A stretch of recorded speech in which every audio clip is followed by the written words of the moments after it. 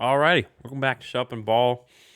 I am Aaron and joined by Mr. John Harris, and we're back doing the wild card picks, or I think it's being called like Super Wild Card Weekend. I guess now that there's an extra game, still wild card weekend. Nonetheless, though, we're here to make our picks for against the spread for the week. Same. So technically, if we're still going, count. So John won the regular season for those that care outside of John. um, Won by 2 games. Damn Pitt. I should go back one of these days when I have time just to see like I think I said this last episode. See what teams like maybe that if we had like a. I know we're not biased towards teams, but like what teams like quote unquote screwed us over or what teams saved us in differences. I feel like Pittsburgh saved you so many is the reason you won. I mean, I'm not complaining. It's just the truth. You know what I mean? Pittsburgh, I lost faith in them very. It's just yeah. I mean, I already stated my feelings about just watching Pittsburgh and trusting them. So, um, yeah, I'd be interested to see. I'm just looking now, seeing if if you roll with them in the playoffs. But anyways, there was an error going into last week. John was ahead by only 1 game, not 2, but now he's ahead by 2 after last week. I'm the only one I sent this to my parents, basically like the editor, because then they'll be like, "Hey, you missed this game." So, um, yeah, John got me by obviously Pittsburgh, Miami, and Jacksonville last week. But now, very hard to come back because it's playoffs. Games get less and less, and we only have 6 to pick from. So, gonna start with the Saturday games. First one, and this is one of the rematches. I think there's only one non-rematch, if I'm correct. I think it's Dallas and San Fran. Your game later, but anyways, we're going to the first rematch. This one is going to be the Bengals at Cincinnati this time. Last time they played was at Las Vegas. So the Bengals are favored by 4.5, hosting the Las Vegas Raiders. Raiders came off that big win Sunday night. Meanwhile, Bengals, they did rest most of their players last week. So I'll be interested to see if there's any rust there. But regardless, though, John, who do you have here for this matchup and why? This one was one I went back and forth on because I don't know. This week's a little weird because there's certain games that feel like locks, and then the rest of the games feel like they could go crazy either way. This is one of those games that I feel like could go either way. I'm gonna take Cincinnati here. I don't know. The Raiders are sort of a scrappy team. They somehow just keep winning these games, and for the Bengals, I feel like they're just really hitting their stride, their momentum right now, and I really like their passing attack. And just based on what I've seen out of the Raiders this year, especially, I mean, specifically against Kansas City, although Kansas City and Cincinnati are not necessarily incredibly similar the way they play offense, but I don't know, like if any of these offenses are the next best thing to, the Kansas City of old, which is, crazy, deep, explosive plays, to me, it's Cincinnati. And so I don't know. I just don't love what I've seen out of the Raiders defensively when it comes to their scheme. So I'm going to take the Bengals here just because I don't know. I have a feeling they're going to give up a few explosive plays. Now on the other end, obviously the Raiders are really good at getting explosive plays. Haven't been as good since all the controversy, Henry Ruggs, all that kind of stuff. But they're still very good at doing it, getting deep balls and stuff like that. And the Bengals don't have a great secondary. I think they're like bottom 6 in the league against the pass. Um, so, maybe the Raiders can keep up, but I don't know. I just got a feeling that Joe Burrow's in for another big day. So I'm going to take the Bengals here. Yes, this is a tough game, one of the tougher ones to go on the Bengals offense. I'm with you. I think they obviously the Raiders secondary can be had. I mean, most secondaries can be had with this quarterback and these wide receivers. Only worry, like my only worry for the Bengals offense is offensive line. Kind of seen it be lesser as of late, especially in pass protection. Now, Joe Burrow is still good at making guys miss things and throwing with guys around him in the pocket. But still, I mean, Max Crosby had a great game last week. Yannick Ngakoue has been coming on as of late. They could cause issues and create some havoc and turnover or something of the sort for the Bengals. And so that's my main worry on that side of the ball. I'm interested to see.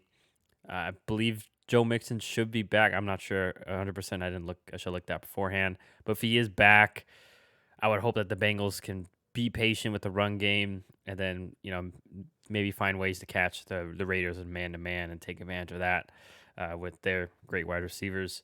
But then on the flip side, I mean, last time Darren Waller went off against the Bengals secondary, like to your point. So that's a good thing going for the Raiders. Josh Jacobs too has been more of a factor recently. I think we forget he was like ran to the ground his first few years. This is what year 3 for him, and he's looking almost like he did his rookie year, running with great power and just great downhill running. And yeah, they've kind of figured things out a little bit on offensive line. Move Leatherwood to guard. He seems to be doing better there. And yeah, I mean the Bengals defense can be simplistic too, which worries me against a Derek Carr. But I think the Bengals will win. But I think this will be a closer game than last time. It was pretty close last time, and they just kind of a few turnovers, a few just plays went the Bengals' way, and it was game over. I think the Raiders keep it closer, but I think the Bengals win. They're at home, and they just kind of been on a roll. And I think, like you mentioned, I think Bengals have more big play ability because they have those 3 receivers and Joe Mixon, as opposed to the Raiders just have Darren Waller. And I would hope that the Bengals maybe double him this time or just have a better game plan, since he's really the main threat and really only big threat in the passing game there. So I'm picking Raiders to cover, but I think Bengals will win. So threading the needle there. So we'll see how that works out. So right off the bat with the difference there. But keeping it in the AFC for the later Saturday game, we're going to Buffalo, where the Bills are at home. Obviously, they are favored by 4.5, playing the Patriots for the third time. These two teams split their series. Patriots won that first one, that really windy game where Mac Jones only threw 3 times. And the second time, Josh Allen and the Bills offense seemed to get on track, put up a few points on the Patriots defense. So, John, how do you see this one? How do you see round 3 rolling out? Yeah, so this one I initially picked Buffalo, and I've since flipped to New England. It's at Buffalo, and the last time they played there, obviously that was the game where Mac Jones, like you said, threw 3 passes. The weather is not supposed to be that bad this time. There's supposed to be like 5 to 10 mile per hour winds. Where last time it was kind of absurd, but it is still supposed to be very, very cold. And although when it's just really cold, you don't really change your offense much, it is harder to get stuff going in the receiving game because the ball just feels like a rock hitting you when you got to catch it. And so in the cold, just with the way the weather is, there is still a little bit of wind. The way the Patriots play football, I feel like this bodes well for them to at least keep it close. Also, as much as I like Buffalo in the playoffs, I still worry about Devin Singletary's viability when it comes to running the ball against New England. And the last time they played, yes, Buffalo did win, and they did, in fact, cover, but there was a drive with about like 6 minutes left where New England just straight up dropped a pick six. So, if that happens, Buffalo still gets the ball back. Maybe they can still win, but I don't think Buffalo covers in that case because New England would have taken the lead at that point. And so then, if Buffalo drives down and wins, it would have been a really close game. And so I'm going to take New England here. I think they keep it at least close. Also, I think they're going to run the ball a lot. And we've seen over the last 2 games that Damian Harris has gone for over 100 both times. So I don't know. I like the game script here for New England. I like the weather for New England. And just based on the way the 2 games have gone, I like them to cover. So do you think they'll win too? If you had to pick winning, just out of curiosity, this feels like this is a game where I'm glad we have the spread this way because Yeah. it's one of the few games where you're like, man, I'm glad we have spread. If I had to pick a winner, Yeah. I'm gonna take Buffalo. Okay. I don't know how much I trust Mac Jones in a big moment. If Buffalo was to take a lead late and they got to drive down and win the game, I like Mac, but I don't know. In the playoffs, it's weird because it's kind of like the NBA to where you don't want to sound cliche, but sometimes it just comes down to who's the better quarterback. For the NBA, it's like who's the better player, and that's really how you decide. So if I had to pick a winner, I would take Buffalo, but I don't feel confident, and I agree. I like the spread. Yeah. I was just curious because yeah, I think If I had to pick between who would win, I think Buffalo would win. I'll start with the offense, like you mentioned, and yeah, Josh Allen is the difference. I mean, he's even when the defense is playing a perfect defense, he can still make plays. Everyone's covered. Oh, he escaped, and now he runs for 5-6 yards, and ends up being a good play for Buffalo. Or he escapes, and this time he throws, a 10-yard pass because we had perfect coverage, but then he escaped, and then the scramble drill happened. So I like the, and obviously Mac Jones, not really, that's not his style. And also, as much, even though it's really just Stephon Diggs, hopefully they get, the last time they got Isaiah McKenzie involved in different ways, and he seemed to be kind of be a weapon. So we'll see if they do that again. Dawson Knox has been a little quiet as of recently. He had a good start to the season, but really hasn't been active in the passing game much. But as opposed to New England, where not a lot of difference makers, just based on their scheme and them calling the correct plays, and they want to keep this game close, which is, and I think that they will. So that's why for the spread, I'm going New England. But yeah, like you mentioned, I think Josh Allen's a difference maker. And then in regards to New England's offense, especially if the weather is a little poor, I think Buffalo's going to take more chances, just load the box and make Mac Jones and the wide receivers beat you. And I think that Buffalo can handle that. So I'm going New England, but I think I'm with you. I think Buffalo wins this one, but it'll definitely be a fun game to watch nonetheless. Because yeah, I mean this is the third time they've met, so we both go New England to cover the spread there. Now we go to the Sunday games, going to Tampa Bay, where the Buccaneers are at home and favored by 9.5, hosting the Philadelphia Eagles. These two teams played early in the season. Uh, it was pretty much Bucks had control of the game the whole way. I know, look, if you look at the score, it looks close to 28-22 or something of that sort, but the garbage time touchdown. So it was really like 28-14. So, John, who do you have for this rematch? Do you think Philly turns it around, or does Tampa take it this one as well? I'm gonna go with Philly here. Now, it's a strange game because, like you said, the last time they played, the score wasn't necessarily reflective of how the game actually, went. And the last time they played, they were in Philadelphia. So, we talked about this at some point earlier in the year. There was a stretch for the Buccaneers to where, like, when they were away, they would not cover, and when they were home, they would. Now they would still win, but they wouldn't necessarily cover. They're at home this time, so you get the home field advantage. You're the defending Super Bowl champions. Your fans are definitely going to be there. It's going to be packed. Um, but I don't know. I think the way that Philly has changed their scheme is really the reason I'm going to take Philly. Also, I mean, yes, they did cover last time, so there's that too. Maybe they backdoor cover. Um, but the first time they played, the key here is they ran the ball 19 times. Only 9 of those went to running backs. So 10 of those were Jalen Hurts. And you're going to get those anyway, just because, the way Jalen Hurts plays. But I think the difference, like I said, is how often they're going to run the ball with their running backs. Now, Miles Sanders had 9 carries for 56 yards. That was good for 6 yards a carry. So I feel like Tampa, like, yeah, they're really good at the run defense. But honestly, this year, they're not near as good as they were last year. They're still good, but they're not so good that you just can't run it against them, and it's just not even possible. We've seen teams throughout the year have had started to have success. I mean, even Khalil Herbert of the Bears was able to go over 100 on them. So, it's definitely possible, and I think the way that Philly's been playing recently, it bodes well for the game to be close because they just run the ball so much and they don't play a style that's conducive to turnovers. So I'm going to take the Eagles to cover. I don't think they're going to win. I think Tampa's going to win. I feel very confident that Tampa's going to win this game. If I had to pick any game to be a lock for who's going to win, this would be the one. But I do think that Philly can keep it close with their running game. Yeah. Yes, and important to note too. So I went Philly to cover the spread as well, and this also added to my reason. Not supposed to be 90% chance of rain on Sunday, and like okay, not that cold, but like 60 is. So it's gonna be pretty rainy, pretty mucky weather. Won't be a problem for Tom Brady as much. We've seen he played in New England, but yeah, I think Phillies definitely have to lean on the run game more. I'm not sure the status of. I don't think Miles Sanders will be active for this game. I'll have to check that. But nonetheless, yeah, Philly's just like you mentioned, they found their identity. They're a little bit better team. Landon Dickerson, I think that was his first start when they played against Tampa. Now he's had, obviously multiple games to get better in the NFL. And also we forget, I mean, still almost a year removed from his ACL tear back in college. So he's probably also physically gotten better as well, which has been a reason why they've been able to run the ball so well.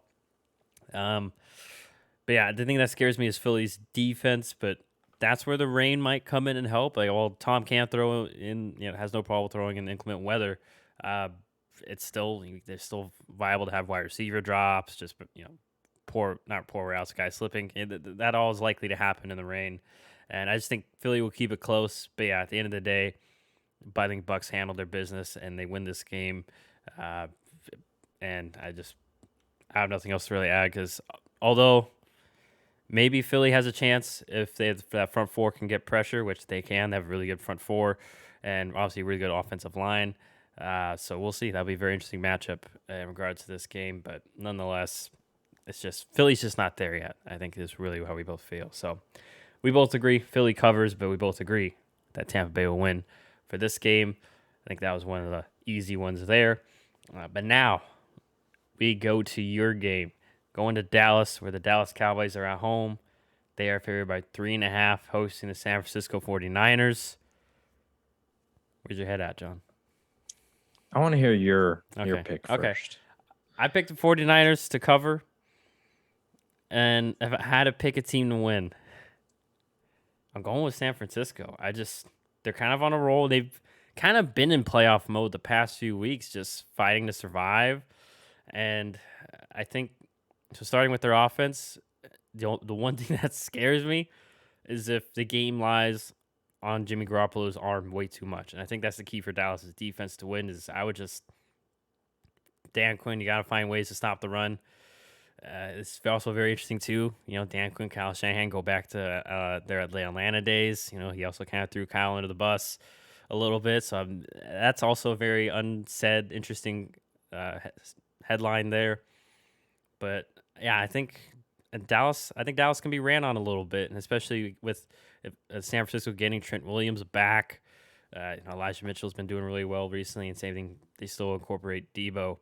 But yeah, as long as the game doesn't lie in Jimmy G's hands, I'm comfortable with the 49ers offense having their way with Dallas defense. And on the flip side, though, I know Dallas scored 50 points against Philly, and they could against this secondary as well. But obviously, this is their start. San Francisco played the starters. That was backups. Yeah. And the run game hasn't been effective for y'all, and I just think, especially with Nick Bosa, Eric Armstead, those guys, they're going to be able to peel their ears back, kind of go after Dak and the gang. And Niners do have good coverage linebackers. So I think I'm just basically saying I have concerns about Dallas's offense. It just hasn't been consistent. And I know once again, someone's going to say like, oh, the Eagles game, but like we mentioned, they played the second string guys. Like Eagles, weren't really. So. Yeah, it's a very tough game though. I could easily see Dallas winning just because Dak makes a few plays. Oh yeah, the pass rush got there, but Dak escaped and was able to pick apart the secondary of the Niners. That scares me. But I'm gonna go with the 49ers on this one. But wouldn't shock me if Dallas won. But I think Niners win and they cover for me. But go ahead. So those are my thoughts. Yeah, I know far too much about this matchup, and I've read too many articles about the scheme and everything that's going on in this one. So I'm riding a wild wave of emotions because like everything you read, either you're as a Cowboys fan, like I already know the stuff that we're good at, but I'm looking at all the Niners stuff, and I get more worried every time I read something. So initially I took the Niners here, but I figured, if I'm going to go out on my sword, I'm going to take my team. I'm going to be confident that we can do this because I do think we have some reasons to be, confident going into this one. First off, like you said, the 49ers secondary to me is just not very good. I think every single Cowboys receiver has a positive matchup there. Cooper, CeeDee Lamb, Cedric Wilson. I think all of them can beat their guys one-on-one. The way that they're going to probably try to play defense is they're going to probably try to start out looking like it's, pre-snap. It's going to look like there's only one safety deep. And then they're going to do what a lot of teams started to do since that Denver game and swap to two safeties deep because that just Dak to me so far this year has been one of the best quarterbacks before the snap. But once the disguise happens, things get a little iffy sometimes. So I think he's going to have watched film. There's a few different times that Arizona specifically did that to them, and I think on those plays he went 5 of 14, and so that's just not very good. So I think he's going to be aware of it and he's going to attack them. Also, the 49ers, out of necessity, have to run zone. They are the worst team in the league when they run man when it comes to defensive success rate, and so I don't think they're going to be running any man, and so that means zone. I mean, Dak, I don't know the stats specifically on him versus man and zone, but yeah, I don't know. I just think if that's what they're going to like be forced to do pretty much the entire game, I believe at some point they got to figure it out. The run game does worry me because, like you said, they really just can't run the ball very well. As much as I love Zeke, I'm hoping we get a good dose of Tony Pollard in this one because I think his speed can be a game changer. Just because if there's a hole there, maybe he can break off something long. So there's that side of the ball. On the other side, I really do worry about the Cowboys defense when it comes to stopping the run in this game, not just because of, the run and all that stuff. The Niners are good at it. The Cowboys haven't, really faced a ton of true tests. But the way that the Niners challenge you specifically through the scheme is they force everybody on the defense, including your corners, to play sound run defense. Trayvon Diggs does not like to play run defense, and neither does Anthony Brown. And we don't have like the biggest defensive tackles, like there's some different stuff. Now, what the Niners did last week against the Rams, I don't expect them to do anything close to that against the Cowboys, because what they did against the Rams is to avoid Aaron Donald. Cowboys do not have a presence like that up the middle that can, force you to avoid them. So I do expect them to attack them straight up the middle a lot more. And I think that puts a lot of pressure on Leighton Vander Esch, Keanu Neal, and Micah Parsons. They just have to be ready and they have to make plays. And they can't get caught doing the stuff where you keep moving back and forth, because that's how the Niners beat you on play action on third down. So on that side of the ball, the key there to me is the Cowboys have to win first and second down, because if you let Jimmy G get in third and short, that's where he can thrive, because he doesn't have to do anything deep. He doesn't have to, sit there and make reads for a longer amount of time as the receivers take more time to get open. It's just quick, short stuff, and that's where the Niners can kill you. So initially I went with the Niners, but the reason I took the Cowboys, like I said at the beginning, is I truly believe that at some point the Cowboys are going to force a turnover on Jimmy Garoppolo, and I would not be shocked if that turns into a touchdown.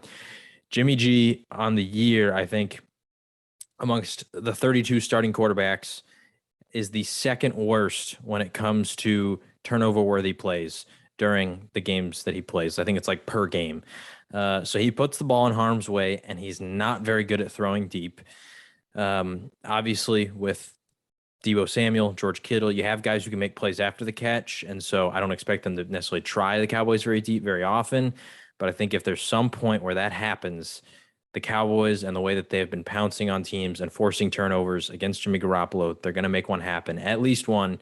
Wouldn't be shocked if there's more. And if Jimmy G starts throwing turnovers, that's when his numbers start to just dip drastically, because he's very reliant on confidence. So my pick here is entirely based on the fact that I think they can force turnovers. If they can't, if Jimmy G does not have a single turnover in this game, I do immensely worry about the Cowboys' ability to win this one. So I'm going to take the Cowboys. I'm going to ride with my guys. But even just based on the way the spread is, this is the closest margin for all of the spreads. So you can tell this is probably the toughest game to pick. Also, I want to throw in, I'm not sure like the props are for this, but I would not be surprised we see some sprinkling in of Trey Lance option, maybe a deep shot or two. Just saying. Just because, like you mentioned, Jimmy G, not a great outside the numbers thrower. I think when Trey Lance did play a couple weeks ago, he's actually able to hit those, as we all know, with his rocket arm. So I'm just saying, I wonder what I would just like to know the props, because I feel like he's going to be in there at least 3 or 4 plays, because it's playoffs. I mean, might as well.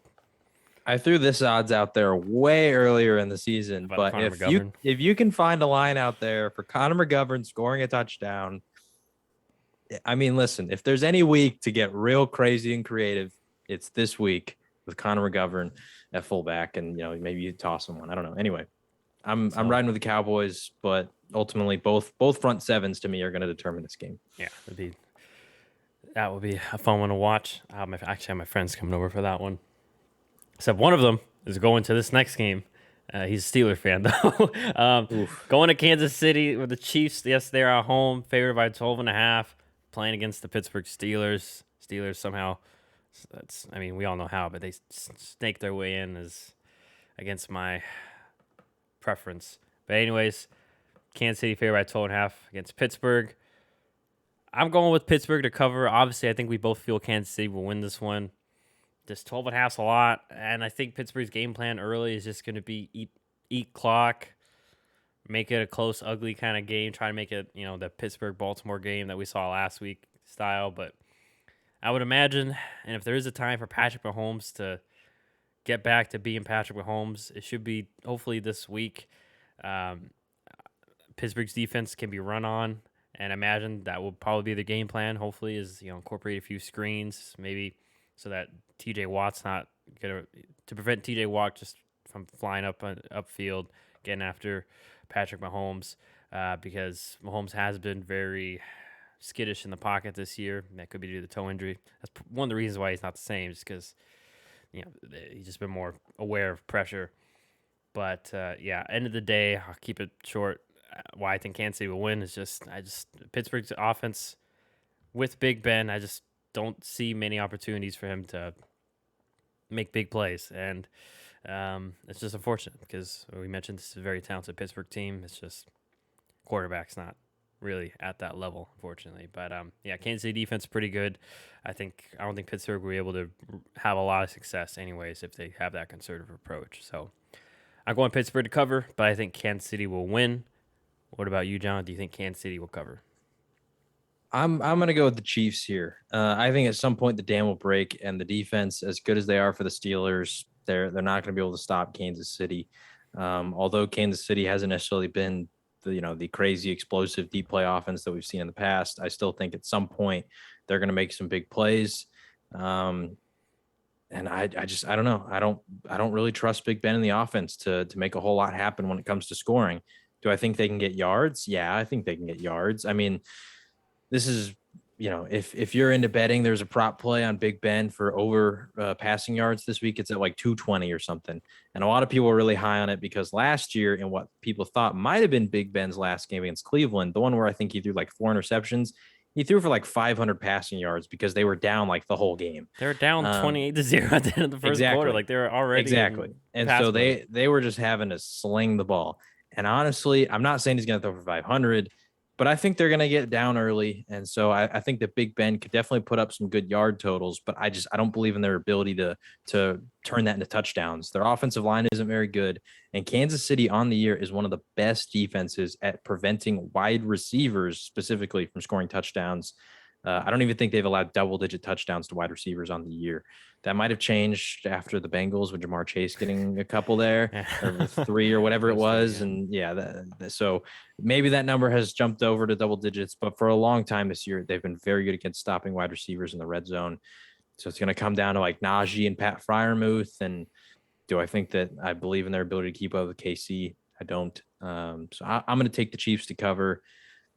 The Steelers, though, based on how they've gone every year or all year, like you said, they've been saving me for a lot of this time, taking them as underdogs. It'd be a true shame that if they did it one last time, I didn't pick them. And I'm willing to run that risk, but we'll see. They might come back to bite me on the final pick. Yeah, so we'll see there, but we both agree Kansas City should handle their business regardless of spread. So now we go to the last game. I believe this one's a Monday game, which is right. Yeah, I think they made this a Monday game. I don't know. Maybe. I think this game's on Monday, which I don't really like because like if I was a team, like that sucks because if you still win, you have one less day regardless to prepare. Anyways, this game is the NFC West showdown between the Los Angeles Rams. They are favored. They're at home and favored by 3.5, hosting the Arizona Cardinals. I believe they split the season series earlier in the year, correct? I know Arizona won the first matchup. Okay. They both won on the road. Great. So, really don't know how to gauge this one. Also, one of the matchups, I think that first one, Jalen Ramsey was out.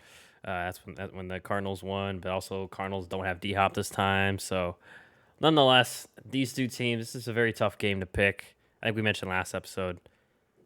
Within the first 8 weeks, you would have thought like these were like everyone was like I feel like consensus wise everyone would say these are the two best teams in the NFC, like man they're really damn good. And then now it's like I don't know if I can they could make the Super Bowl, but these two teams could be eliminated by the end of next week. So I'm going with the Cardinals to win and cover. This is a shame because I really do like Matt Stafford, but I don't know if I can trust him. He's just been making too many mistakes recently. Also, doesn't help that the offensive line hasn't been as good of recent. They haven't been really been able to run the ball or pass protect. And then on the other side, which does scare me, is Arizona's offense. Once again, not really sure what we'll get. It seemed like the Rams were kind of all over their screens and short passing game last go around. So I'm hoping maybe Cliff can adjust and maybe they could make a few plays, deep or something of the sort. We'll have to see. But nonetheless, I just feel like Arizona's defense, they have a good beat on what the Rams want to do, and especially with that poor offensive line, I think they'll create a few turnovers that will help that offense get going early. I think people are expecting a high scoring match game this one. I think this is going to be like a 21 like 13 game, and I think it's going to go Arizona. So that's who I have to win and cover. What about you, John? Yeah, I'm going to go with you and take the Cardinals here. Both teams won on the road earlier, and so I don't feel like there's really this home field advantage for the Cardinals going to LA. They have been really good on the road all year, 8-1 on the season on the road, and so I think that they're comfortable when they're playing in other team stadiums, um, which is weird. But we were talking last night with our resident Cardinals fan, and I made the comment that, all right, well, in this game, basically, who do you trust more? Who do you think is going to collapse first, Matthew Stafford or Cliff Kingsbury? And as wild as it sounds, I think that Matt Stafford might be in store for a bad game here. He, like you said, he hasn't been very good recently.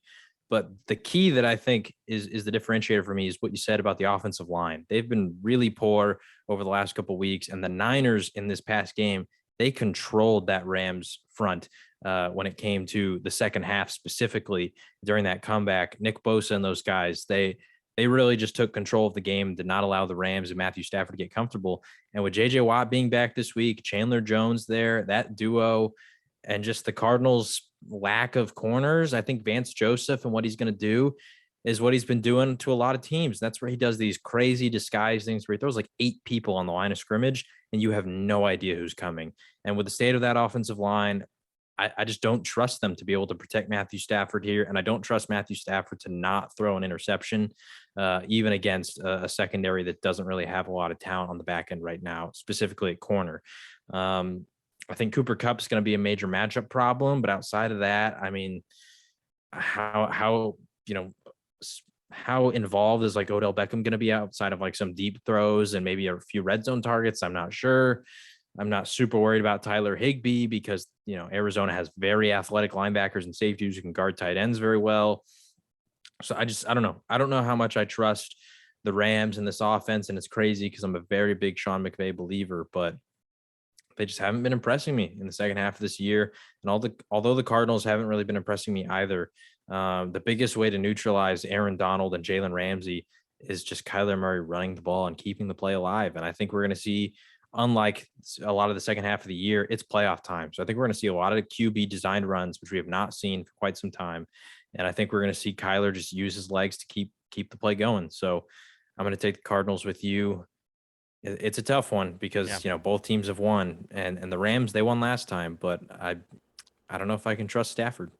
Another game where I'm glad we have the spread too, because it's one of those moments where it's going to be a close game regardless. So I'm going with the Cardinals because worst case they lose by a field goal, and we're still right in terms of spread. So, but yeah, we'll see if Matthew Stafford can take care of the football, basically.